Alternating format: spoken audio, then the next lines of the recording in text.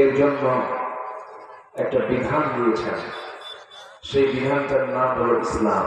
সেই দিনের নাম কি বলুন তো? ইসলাম। পৃথিবীর প্রথম মানুষের কাছে যে দিনটা দেওয়া হয়েছিল সেই দিনটার নাম কি? ইসলাম। ইসলাম কি আজকে না আগের থেকে? মানুষ যেদিন পৃথিবীতে এসেছে সেদিন থেকে ইসলাম।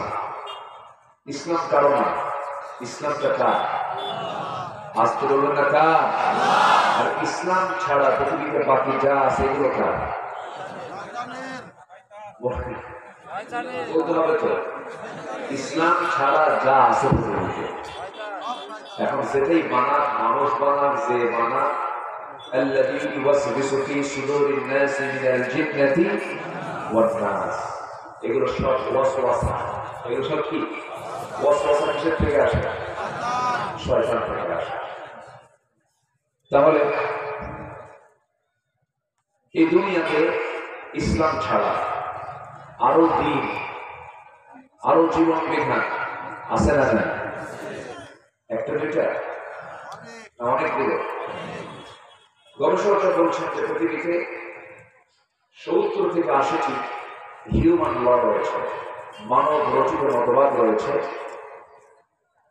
এই মানব রচিত মতবাদগুলো কল্পনা প্রসূত, মনে যা হয়েছে তাই করেছে।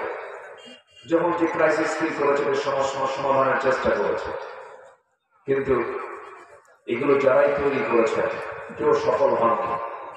সমাজতন্ত্রের কবর রচনা রাশিয়া দিয়ে হয়েছে।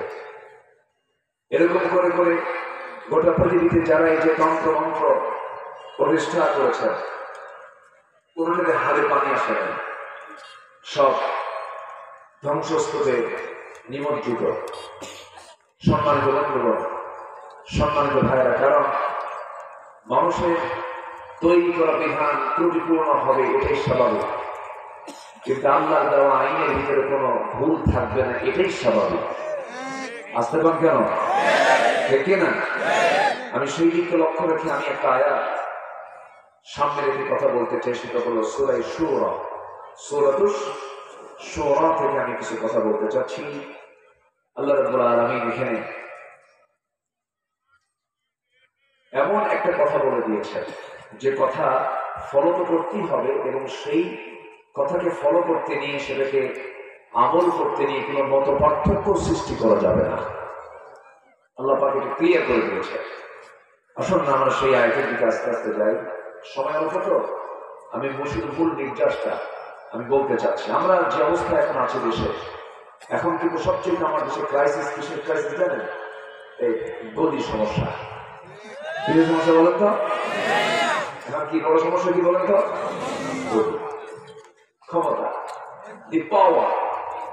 দেখেন একজন থাকার জন্য কত চেষ্টা করলো, সুপারগুলো আটা দিয়ে বসছিল, সরে না, নড়ে না। কত চেষ্টা ফিকির করলো, কত কি করলো, ফাঁসির মঞ্চে তুললো, আলেমদেরকে জেলখানায় ঢুকালো, কত কি করলো। সবকিছুর মূল লক্ষ্য হলো ক্ষমতাকে পাকাপোক্ত করা। কিন্তু কাজ কি হলো? কাজ হলো? হলো। ফেরাউন পৃথিবীতে বেঁচে ছিল হলো 1600 বছর, আর এরা ছিল হলো 16 বছর। সংখ্যার সে মিল হলো কি আমরা বুঝলাম?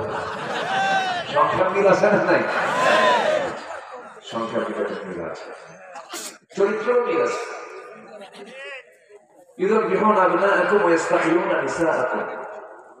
ফেরাউন মেয়ে সন্তানগুলোকে জিন্দা রেখে ছেলে সন্তানগুলোকে মা পেট থেকে চিরা হত্যা করেছিল। মিল আছে না? হত্যা রাজনীতি আজকেও না, এর আগেও করেছিল ফেরাউনরা। ফেরাউনকে আল্লাহ পাক চুবায় মেরেছে, আর এরা ফেরেশতা হয়ে নিখোঁজ হয়ে গেছে। ফেরেশতা যেরকম দেখা যায় না, এদেরকেও দেখা যায় না। ফেরেশতার একটা স্বভাব পাইছি আমরা তাদের মধ্যে, ফেরেশতা দেখা যায় না, এদেরও দেখা যায়। আমি কি কথা ভুল বলতেছি না? আমরা পালাই না, আমাদের উপর অনেক কিছু করেছে ওরা। আমরা তো কিছু বলবোই, এখন সত্য হবে তো, আমরা কিছু বলবো না। এই 16 বছর আমরা পালাইনি তো, দেশ ছেড়ে কোথাও যায়নি, সবাই দেশেই ছিলাম।